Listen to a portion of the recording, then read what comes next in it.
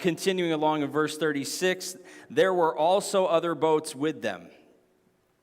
Verse 37, a furious squall came up, and the waves broke over the boat, so that it was nearly swamped. I've been in a swamped boat before. It's not fun.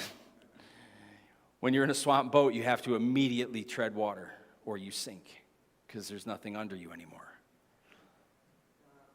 When you get a wave that starts coming up over the top, your instant fear is, I'm going to drown.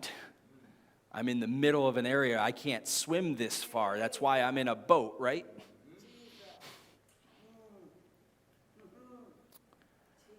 So when we look at this furious squall came up and the waves broke over the boat, we can draw a few things from this. One point is that obedience to Christ does not mean smooth sailing. We want it to mean smooth sailing. And I'm reminded of what Pastor Ray Siervo said. Everyone thinks that Christianity is being called to the party deck of the cruise ship. It's more like being called to the battle deck of the battleship. Yes.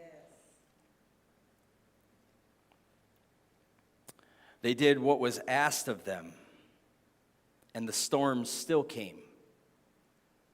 You can notice that. See, they didn't say, we're not going, Jesus. They got in the boat. They were being obedient. And them storms still rolled through. Why? For me, I know that God sometimes takes us into the storms, not to discipline us, but to disciple us. See, my life is most forged in the storms, more than in tranquility. That's the way God works in my life. The faith I have deepens in the context of a storm.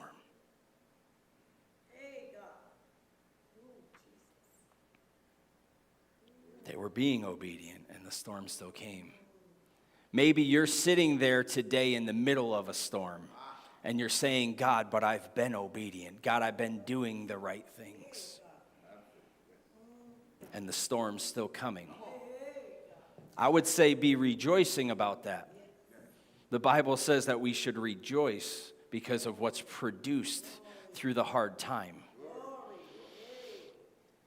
Verse 38 says, Jesus was in the stern, sleeping.